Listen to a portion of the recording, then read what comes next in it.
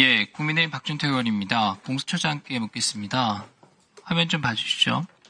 1월 15일에 윤석열 대통령 사건과 관련해서 체포영장 이외에 압수수색 영장, 통신영장 등을 서울중앙지법에 청구한 적이 있는지를 묻는 주진우 의원 자료 요구에 공수처는 그런 사실이 없다 이렇게 답변을 했습니다. 맞죠?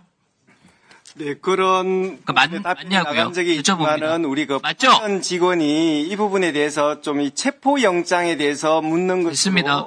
좀 속단하고 좀 잠깐 표현에 시간 좀 있어서 중단해 주시죠. 적절하지 않게 나간 것은 인정합니다. 예.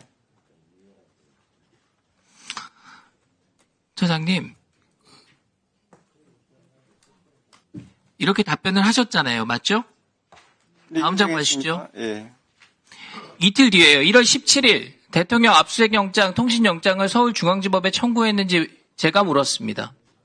답변하기 어렵다 이렇게 왔습니다. 이틀 만에 답변이 바뀐 거예요. 근데 그런 사실이 없다 해서 그런 사실이 있습니다로 바뀐 게 아니라 그런 사실이 없다 해서 답변하기 어렵다로 바뀐 겁니다.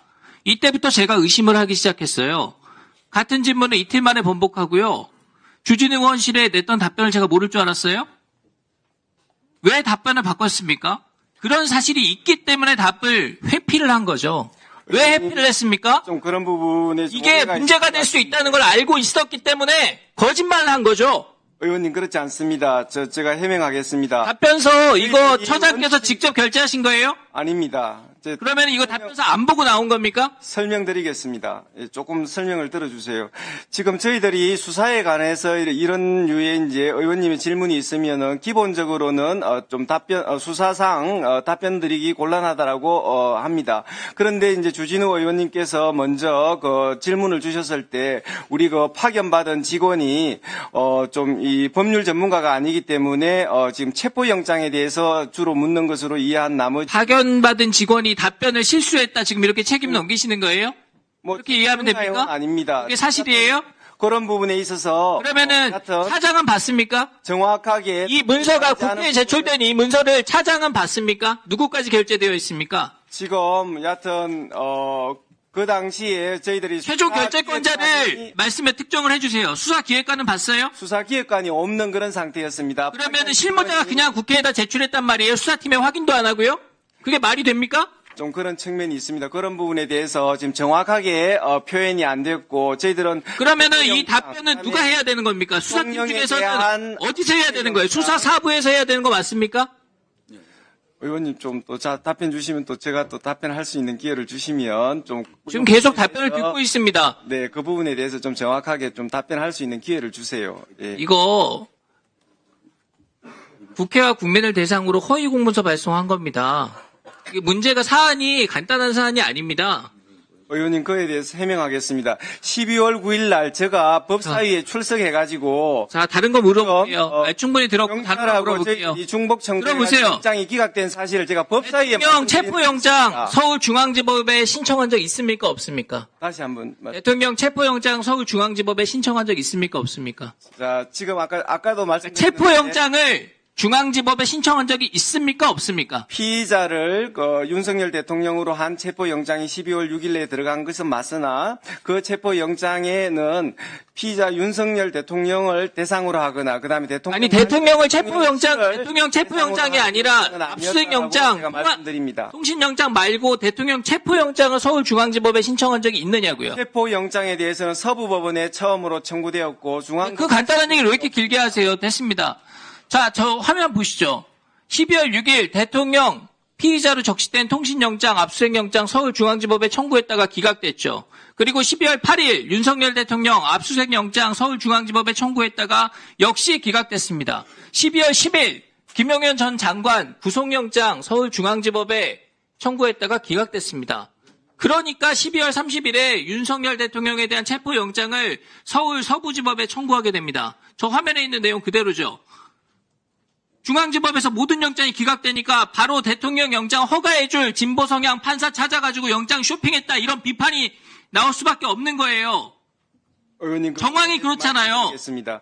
지금 서울중앙법원에 압수수색 영장을 신청할 무렵에는 피의자들이 여러 사람이어서 아까 말씀드렸듯이 아니 좋은데 그러면 왜 처음부터 서부지법에다가 대통령 체포영장 대통령 통신영장 그다음에 압수수색영장 신청하지 않았냐고요. 그래서 그 부분에 있어서는 피의자들이 여러 사람이 있어서 다시 중앙법원에 묻겠습니다. 관할이 있어서 서울중앙지법에서 청구했습니다. 영장 다 기각되고 서부지법에 대통령 체포영장을 청구하도록 결정한 사람 누굽니까?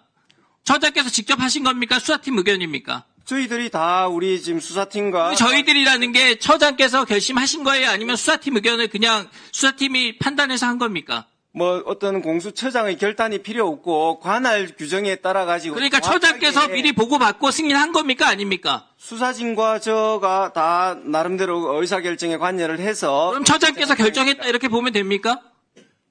근데 그 얘기를 왜 자료 제출 안 합니까? 주진 의원이 아까 얘기한 이 결심의 경과에 대해서 공수처가 어떤 의사결정을 했는지에 대해서 왜 자료 제출하는데 그거 안 하고 계시는 거예요?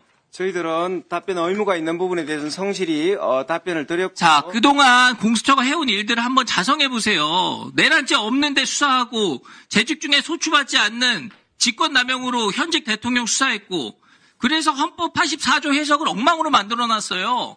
소추받지도 않는 사건을 수사할 수 있다는 선례를 남겨가지고 앞으로 모든 대통령 다 수사받게 생겼습니다. 관할도 아닌 다른 법원에 영장 쇼핑했다는 얘기 나오고요. 서부지법은 형사소송법 110조, 111조 임의로 적용 배제한다 이런 영장 내줘가지고 문제가 됐고요. 55 경비단장 마치 수사할 것처럼 겁박해가지고 공수처 불러가지고 무슨 딱풀 공무원 이런 거 만들어가지고요. 군사보호시설에서 책임자 허가 없이 체포영장 집행할 수 없다. 이런 거 지금 공수처도 알기 때문에 55 경비단장 협박한 거예요. 예? 의원님 말씀드리겠습니다. 그리고 여기에 경호처장이 한 번도 공수처가 들어와라 허가한 적이 없다고 와서 얘기를 했습니다. 좀 답변할 기회를 주세요. 예, 제가 답변 드리겠습니다. 지금 정당하게 발부된 체포영장, 그 다음에 또 정당하게 집행된 체포영장에 대해서 그 체포영장의 발부나 집행에 대해서 그 법 절차 내에서 다투는 것은 모르겠으나 그것이 지금 마땅치 않다는 이유만으로 그것이 불법이다라고 비난하는 것은 법치주의의根幹을 해치는 그러한 발언이라고 보고요. 그 다음에 지금 55 경비단의 지금 공문서는 그 경비단장의 의사에 의해서 정확하게 발부된 것입니다. 지금 딱풀 문서라고 지금 비하를 하시는데 저희들이 가져간 공문서에다가 그 55 경비단장의 정확한 의사를 확인해 가지고 첨부 형태로 발부받은 그런 문서입니다. 끝까지 한번 따져보겠습니다. 이상입니다. 네. 공수사님 더 추가로 하신 말씀 없으신가요?